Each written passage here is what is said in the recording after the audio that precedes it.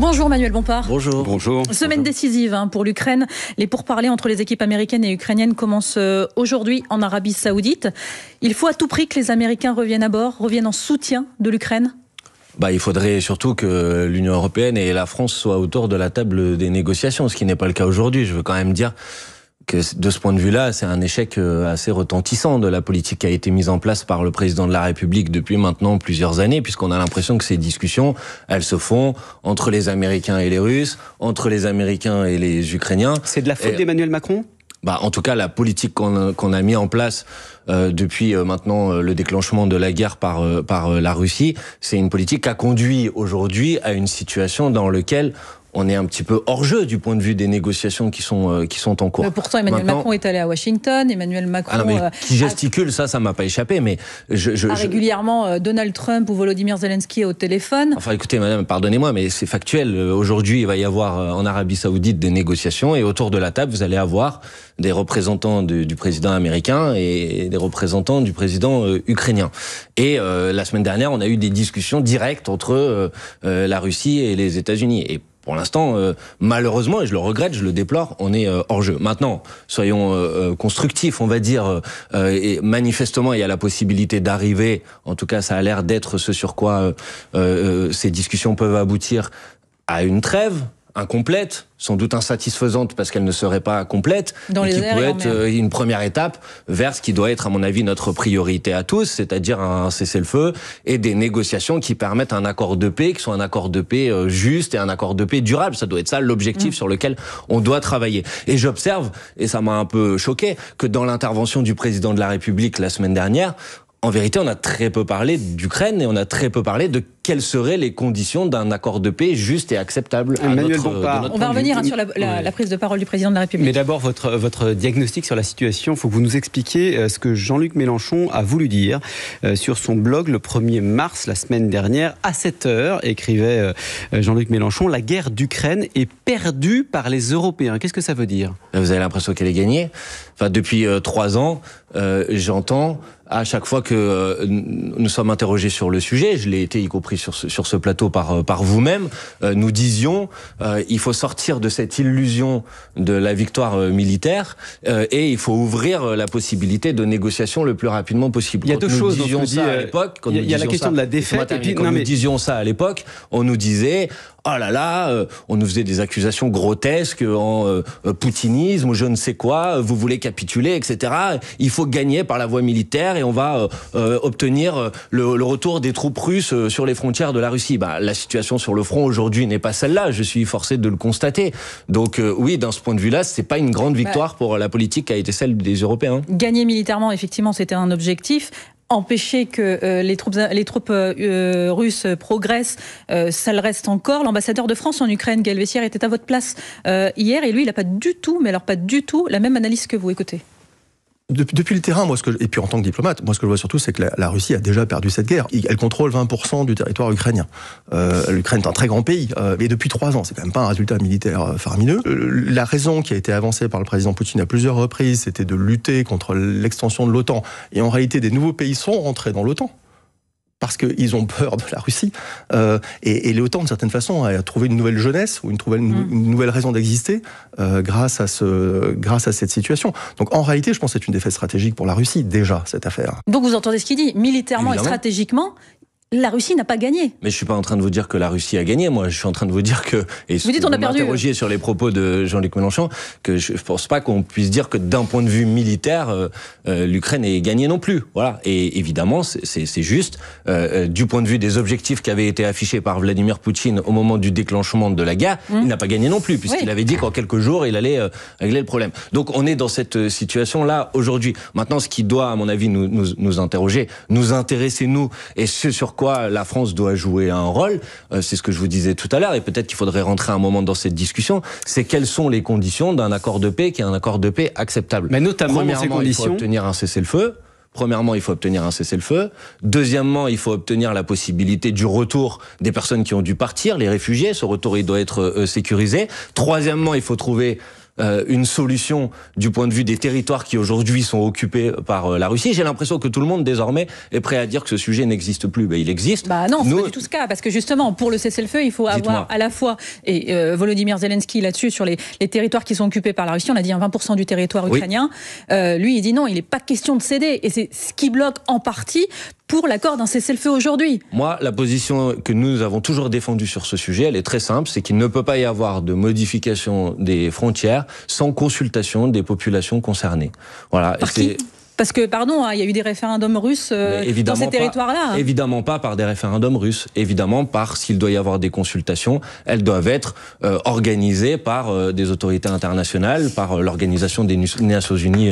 L'ambassadeur qui était à votre place hier vous dirait aujourd'hui c'est techniquement impossible. Bah, je crois pas que ça soit techniquement impossible. Je vais même vous dire, en 2022, il y a eu des discussions entre la Russie et l'Ukraine. Tout ça est largement documenté, qui d'ailleurs ont échoué parce qu'à l'époque, les Occidentaux ont dit il peut pas être question de faire la paix aujourd'hui, on va gagner par la voie militaire. Et le président Zelensky, à l'époque, avait ouvert la voie à la possibilité de consultation sur ces territoires. Quand même, sur ces consultations, vous vous rendez compte de ce que vous dites, Manuel Bompard. Vous dites en fait à un pays qui a été envahi, en fait, pour savoir si vous allez récupérer vos territoires, on va faire une grande consultation des populations. Mais madame, j'observe que dans la discussion aujourd'hui, ce sujet n'est pas traité parce que ceux qui sont en train de négocier, vous m'avez donné la position de l'Ukraine, mais la position des États-Unis aujourd'hui et même la position des Européens n'est plus la position qu'ils exprimaient encore il y a quelques mois, qui consistait à dire il n'est pas question de remettre en cause la souveraineté territoriale de l'Ukraine. Clairement, ce que disent les Américains, c'est il n'est pas de question de revenir sur les frontières d'avant 2014. Eux, carrément, ils disent ils sont sur la ligne de Poutine. Donc, pardonnez-moi, moi je suis pas sur la ligne de je cherche une solution qui permet à l'Ukraine d'avoir la possibilité de conserver son intégrité territoriale. Donc j'ai pas l'impression que ma position soit une position. Vous dites pas non plus l'Ukraine doit maintenir ses territoires et c'est pas non négociable. Parce que j'essaye de tenir compte d'abord parce que c'est pas à moi de le décider et c'est quand vous êtes sur des négociations pour un accord de paix, évidemment c'est les parties qui sont belligérantes qui doivent déterminer quelles sont les conditions acceptables d'un accord de paix, certainement pas à moi. Et moi je dis qu'on ne peut pas accepter que les territoires passent sous contrôle russe sans aucune discussion. Voilà la position que je suis en train d'exprimer. Donc me faites pas croire ou me faites pas passer pour quelqu'un qui consisterait à demander à ce que la Russie puisse prendre possession de ces territoires, parce que c'est précisément la position inverse que je suis en train d'exprimer. Autre point, Manuel Bompard, vous nous disiez tout à l'heure que parmi les conditions très importantes, il y avait le retour en sécurité, je vous ai bien écouté, des réfugiés ukrainiens. Ça suppose la sécurité, des garanties de sécurité. Exactement. Or, quand l'Europe propose des garanties de sécurité, avec notamment l'envoi de troupes, parce qu'il en faut bien sur place pour assurer la sécurité, vous dites non. Non, j'ai pas. Attendez, vous avez tout à fait raison. Si j'avais continué un peu la liste des conditions, de mon point de vue, nécessaires à un accord de paix juste et durable, j'étais sur la question des territoires. Le sujet suivant, c'est des garanties de sécurité. C'est-à-dire, il faut que cette paix, elle soit durable. Elle ne peut pas se traduire par quelque chose qui va durer quelques semaines, quelques mois, et que chacun reconstitue ses capacités militaires pour déclencher la guerre après, parce que sinon, on n'a pas régler le problème de manière durable. Donc ça passe par des garanties de sécurité mutuelles. Là aussi, reconnaissez que c'est une position que nous, la France Insoumise, nous défendons depuis 3 ans. Depuis 3 ans, nous disons à chaque fois il doit y avoir un accord de paix, ça passe par une solution sur les territoires occupés et ça passe par des garanties de sécurité mutuelle. Alors les troupes. Quelles peuvent être ces garanties de sécurité mutuelle ? C'est ça ensuite la question qui nous est par exemple des missiles antimissiles. Missiles antimissiles. Mais alors voilà, je vais vous dire précisément mon point de désaccord avec le président de la République et ce qu'il dit aujourd'hui. Si vous voulez des garanties de sécurité, ça ne doit pas passer par une montée en puissance des armements des uns et des autres. Ça doit passer au contraire par une politique de désarmement. Je voulais être sur ce point parce que c'est important. C'est très important. Je lisais le blog de Jean-Luc Mélenchon à 2 reprises ces derniers jours. Jean-Luc Mélenchon parle de l'installation en 2012 de missiles antimissiles sur le territoire polonais notamment, qui selon lui menace le territoire de la Russie. Il faut que vous nous expliquiez en quoi des missiles antimissiles qui sont censés défendre un territoire, constituent une menace contre la Russie. C'est vrai pour la Pologne, c'est vrai pour l'Ukraine. Mais c'est vrai aussi pour l'Ukraine vis-à-vis d'installation de missiles antimissiles par les Russes à leurs frontières. Ne me faites pas défendre une position qui n'est pas la mienne. Je vous dis juste, je pense que c'est assez clair pour les gens qui nous écoutent. Là, c'est pas clair pour moi en tout cas. Attendez, je vais vous répondre, vous verrez, ça sera clair. Les missiles antimissiles menacent le territoire russe. Donc c'est peut-être pour ça que c'est pas clair. Mais je pense que si on parle de garantie de sécurité mutuelle, c'est-à-dire que notre objectif, c'est pas que la guerre se redéclenche demain. Alors ce que vous devez obtenir comme résultat, c'est une baisse des armements des uns et des autres, pas une augmentation. Mais là, on ne parle pas d'armes offensives, on parle d'armes défensives, les missiles antimissiles. Oui, d'accord, mais quand vous installez des capacités de lancement de missiles sur des frontières, vous menacez le territoire des autres. Et c'est vrai. Antimissiles, encore une fois, qui sont là pour protéger les populations civiles. C'est pas pour attaquer, c'est pour défendre. Et les infrastructures civiles. Là, vous me parlez d'autre chose. Vous me parlez d'une décision qui a été prise en 2012, je crois, d'installer des missiles antimissiles en Pologne. Là, le point de départ de la discussion... Je vous parle d'une déclaration de la semaine dernière de Jean-Luc Mélenchon. J'entends bien. Le point de départ de la discussion, excusez-moi, c'était quelles sont les garanties de sécurité sur lesquelles on doit travailler. Donc, de mon point de vue, les garanties de sécurité sur lesquelles on doit travailler,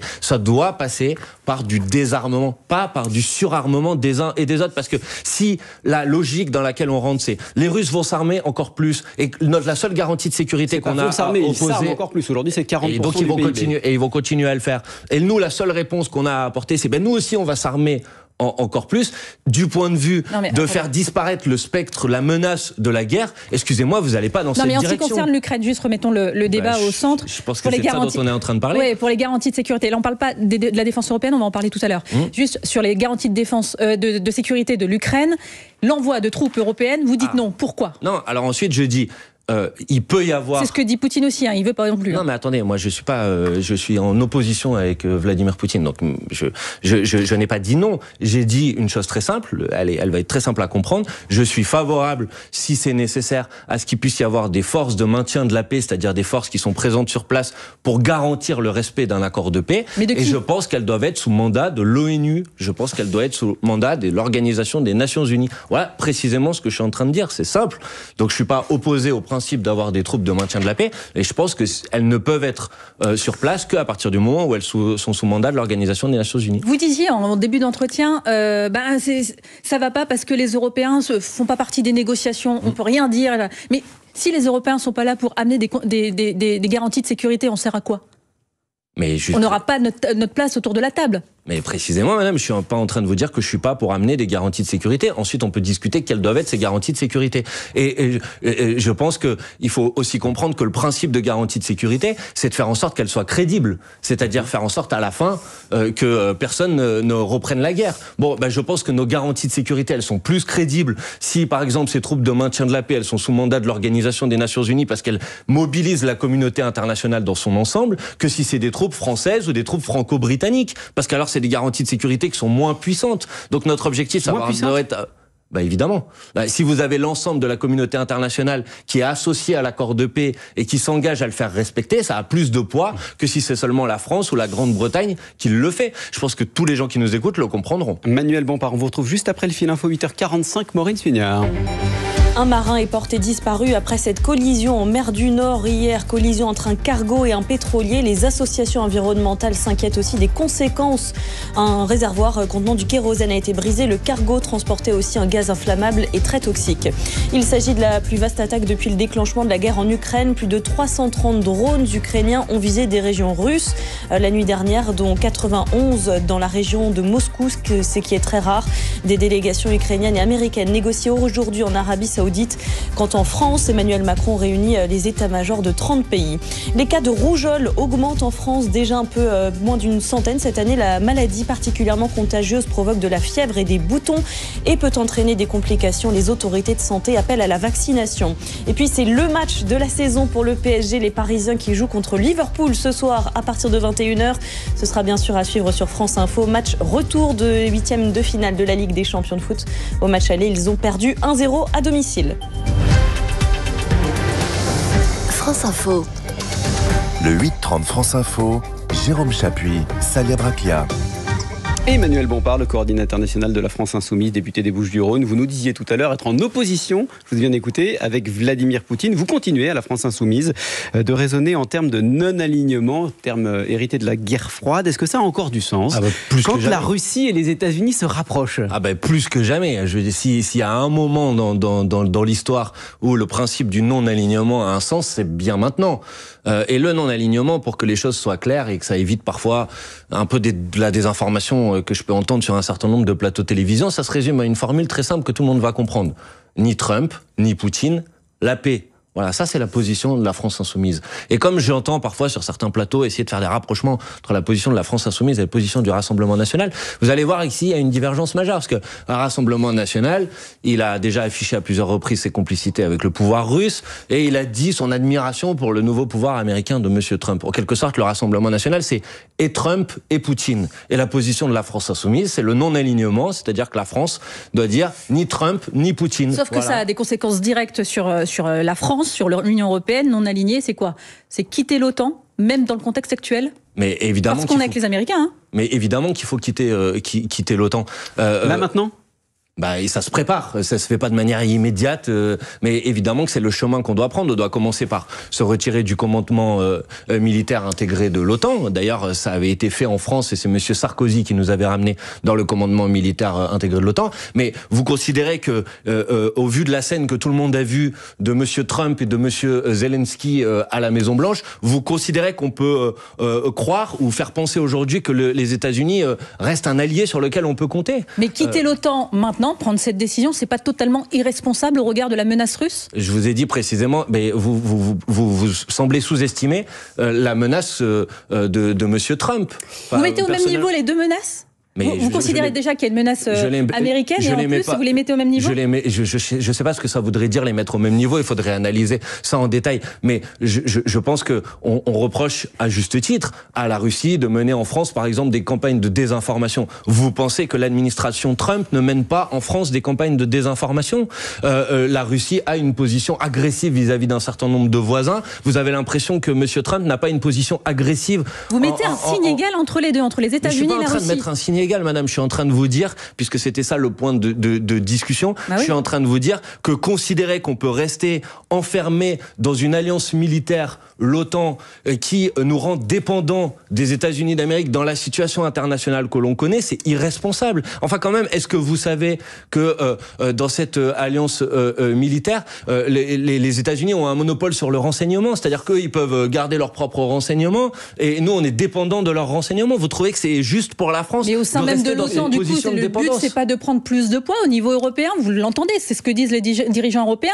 Précisément, c'est hypocrite. Si on veut prendre plus de poids, les Européens, de manière indépendante et non alignée, en l'occurrence, ça ne doit pas se faire dans le cadre de l'OTAN, ça doit se faire en dehors du cadre de l'OTAN, sinon on reste dans une situation de dépendance vis-à-vis des États-Unis d'Amérique. L'Union européenne, d'après vous, dans quel cadre alors? Avec d'autres, d'abord avec la France, qui a quand même des capacités d'assurer sa propre défense. Mais il faut des alliés dans ce type de situation. Mais évidemment qu'il faut cadre alors? Qu'il faut des alliés. Mais quel cadre? Un cadre de non-alignement, c'est-à-dire avec d'autres puissances. Certaines peuvent être européennes, d'autres peuvent être non européennes. Mais moi, je veux bien qu'on me dise que la solution, c'est l'Europe de la défense. Mais si l'Europe de la défense, c'est à l'intérieur de l'OTAN, et si l'Europe de la défense, c'est avec des pays aujourd'hui qui ont des positions en matière de politique internationale qui sont extrêmement différentes, c'est pas sérieux, c'est pas crédible. Est-ce que l'important quand même, pour ne pas caricaturer les positions des uns et des autres, on entend un certain nombre de personnes qui disent qu'il faut s'appuyer sur l'Union européenne pour la politique industrielle, par exemple, qu'il faut s'appuyer sur le traité de l'Atlantique Nord et l'organisation qui en découle, l'OTAN, pour ce qui est des infrastructures militaires et de la coopération. Tout ça, tout est à jeter dans les institutions qui existent aujourd'hui. L'UE, l'OTAN. Mais je n'ai pas dit que tout était à jeter. Je dis qu'il faut sortir d'une forme d'hypocrisie et de double discours. C'est-à-dire que depuis 10 jours, on entend en Europe, oui, il faut sortir de la tutelle américaine, etc. Et dans le même temps, on continue à commander du matériel militaire à plus de 50% aux États-Unis d'Amérique, et c'est pas qu'un problème de dépendance. Vous savez que ça change pas en un claquement de doigts. D'accord, madame, mais les contrats qui ont été menés, des gens qui continuent à vouloir, par exemple, s'équiper avec Starlink, dont tout le monde connaît les liens d'Elon Musk avec le nouveau pouvoir américain. Pardon, une politique d'indépendance, c'est pas une politique dans laquelle chaque décision constitue un pas de plus pour se mettre dans la main des États-Unis d'Amérique. Donc oui, il faut une position d'indépendance. C'est une chose, effectivement, sur l'Europe de la défense, voir comment on fait progresser notre défense française et notre défense européenne. Mais quand même, Manuel Bompard, c'est intéressant de vous entendre sur cette menace russe, parce que le président de la République, il a été explicite. Il y a une menace russe directe sur la France. Vous n'êtes pas d'accord? Mais non, mais que la Russie mène des campagnes agressives de déstabilisation, y compris en France, avec, je le disais tout à l'heure, sur le plan de la cybersécurité, sur le plan des attaques de désinformation, je pense que ça c'est assez largement documenté. Je disais tout à l'heure, ils en ont pas le monopole, mais évidemment que ça existe. Maintenant, essayer de faire croire, comme le président de la République et un certain nombre de ses soutiens le font, qu'en quelque sorte, dans quelques jours, les troupes russes pourraient attaquer la France et les chars russes allaient passer les frontières françaises. Il a dit que je n'ai pas dit qu'il avait dit ça. Je dis qu'il le fait croire. Il n'essaye pas de le faire croire. Il a dit précisément, la Russie consacre 40% de son PIB à son armée. Qu'est-ce qu'il faut faire face à ça? Écoutez, il a laissé entendre, et un certain nombre de dirigeants proches d'Emmanuel Macron ont dit des phrases du type, Monsieur Barrot, ministre des Affaires étrangères, chaque jour qui passe, le front se rapproche des frontières françaises. Et je sais bien, et je vois bien, parce que je ne suis pas naïf, à quel point il y a une tentative de faire peur pour ensuite faire accepter en France des politiques, y compris des politiques de régression sociale, que personne ne veut. Donc, qu'il y ait... Mais alors, vous parlez de quoi, justement? Allons-y directement. Il faut financer la défense. Quand vous dites que Emmanuel Macron veut faire peur et donc, du coup, il veut faire passer des mesures, vous pensez à quoi? J'ai entendu les retraites, j'ai entendu... C'est pas lui? C'est pas le gouvernement. On avait Éric Lombard, le ministre de l'économie, la semaine dernière. Il a dit qu'il est hors de question de toucher aux dépenses sociales. Celui qui dit ça, c'est Gilles Berset, le président du corps. Qui a été installé par qui? Non, mais le corps est indépendant. À la place de qui? Non, mais attendez, madame. L'ancien président du corps... Le conseil d'orientation des retraites. L'ancien président du conseil d'orientation des retraites a été limogé et il a été remplacé par monsieur Sète, qui est un économiste proche d'Emmanuel Macron et qui nous dit maintenant, c'est quand même indécent d'envisager une remise en cause de l'âge de départ à la retraite à 64 ans dans ce contexte. Et un certain nombre de propos sont tenus, peut-être pas par le président de la République lui-même, par des dirigeants macronistes qui consistent à dire, dans cette situation, va falloir faire des efforts, va falloir travailler plus longtemps, etc. Enfin, vous les avez entendus comme moi. Ne faites pas comme si je les inventais. Ça vient pas du gouvernement, en tout cas, et ça vient pas du président. Peut pas y avoir, ça vient de certains membres du gouvernement. Est-ce qu'il peut pas y avoir un équilibre entre, d'une part, des gens qui disent, en effet, on ne faut pas toucher aux retraites, mais par ailleurs, il faut faire un effort sur la défense, sans forcément que ce soit des vases communicants. Alors, posons cette question-là si vous voulez, mais vous aurez remarqué qu'on fait déjà un effort sur la défense, puisqu'en 10 ans, le budget de la défense va doubler. Donc après, est-ce qu'il faut aller plus loin ou pas? En fait, il faudrait dire pourquoi faire. Si la menace dont on est en train de parler, c'est une menace cyber, c'est une menace dans l'espace, c'est une menace de déstabilisation. Pardon, on répond pas aux campagnes de fake news avec des chars, des obus et des missiles. On répond pas aux problèmes de cybersécurité avec des chars, des obus et des missiles. On répond à ça en augmentant nos capacités de défense en matière de cybersécurité. Vous connaissez aussi les capacités de dissuasion, ça compte, ça aussi, dans des rapports de force. La France possède déjà une capacité de dissuasion nucléaire. Vous croyez que plus de chars, plus d'obus, ça renforce notre capacité de dissuasion alors qu'on bénéficie déjà de la dissuasion nucléaire? Je ne le crois pas. Donc tout ça pour dire, j'essaye de répondre clairement à votre question. Avant de dire il faut augmenter les dépenses militaires, il faudrait dire pourquoi faire, dans quelle proportion, dans quelle mesure ça sert à quelque chose. La défense, ça doit d'abord servir à protéger nos frontières, à protéger nos intérêts. Est-ce que ces intérêts-là, ils sont menacés aujourd'hui? Si oui, alors il faut dire où, et il faut dire pourquoi il faut augmenter le budget de la défense. Mais la course à l'armement à laquelle on assiste, la course au discours belliciste et va-t-en-guerre, le sujet n'apporte aucune réponse. C'est qu'avec le retrait des États-Unis, qui jusqu'à présent réassurait l'Europe dans sa sécurité, la donne a changé, pour la France y compris. Il faut marcher sur nos deux pieds. Mais attendez, mais la France... j'ai entendu le président de la République la semaine dernière dire nous on n'a pas de problème, on a une force, une capacité de dissuasion nucléaire et donc on est capable de se défendre. Donc il faut être un peu cohérent, sinon on est contradictoire. Si la France n'a pas de problème de défense, il faut le dire. Si la France a des problèmes de défense, il faut dire lesquels. Il faut dire comment nos voisins ont des problèmes de défense, ça peut être un problème pour nous aussi. C'est la raison pour laquelle tout à l'heure je vous ai indiqué que ce risque-là, il fallait le traiter par des garanties de sécurité, que ce soit des garanties de sécurité sérieuses et solides. Mais qu'est-ce que vous proposez? Que la France devienne le nouveau gendarme du monde et prenne la place des États-Unis d'Amérique pour aller partout dans le monde garantir le fait que si une personne est attaquée, c'est la France qui va venir à son secours. Enfin, à un moment, il faut être un peu raisonnable. C'est pour ça que moi, je ne crois pas. Parce que derrière, il y a une question, y compris quasi civilisationnelle. C'est quoi qu'on veut pour l'avenir de l'humanité aujourd'hui? Est-ce qu'on pense que l'avenir de la planète pour les décennies qui viennent, c'est des blocs qui s'arment les uns et les autres de plus en plus puissamment et que ça doit être ça la priorité pour le pays? Je ne le crois pas. Pour la planète, je ne le crois pas. Est-ce qu'au contraire, on n'a pas de grande Manuel Bompard, aujourd'hui, parce que vous n'êtes pas tout à fait au courant de la menace qui pèse sur notre pays? Je dis ça parce que Sébastien Lecornu, le ministre des Armées, réunit cette semaine, jeudi, les patrons de groupes parlementaires Il veut vous faire prendre conscience de ce qui se passe réellement. J'ai participé il y a 15 jours à une réunion à l'initiative du président de la République, dont je ne vais pas dévoiler les contours, vous le comprendrez. Le chef d'état-major vous a donné des informations confidentielles. Qui a commencé par des présentations du chef d'état-major et d'une personne des renseignements. Donc je crois être globalement assez informé de la nature de cette menace, et c'est la raison pour laquelle je vous ai dit qu'il fallait sans doute la situer au bon endroit et pas faire croire des choses qui ne correspondent pas à la réalité et qui visent à instaurer sur le pays un climat de peur visant ensuite à légitimer, à justifier une politique de régression sociale. Donc au regard des informations que vous avez reçues lors de cette réunion avec le président de la République, pour vous, en l'état actuel, il n'est pas nécessaire d'augmenter les crédits de la défense. C'est pas ce que j'ai dit, madame. Non, j'essaie de comprendre. J'ai dit, c'est pas nécessaire de partir dans une course à l'armement avec de plus en plus de missiles, de plus en plus de bombes, de plus en plus d'obus. Si la menace dont on est en train de nous parler, elle est de l'ordre de la cybersécurité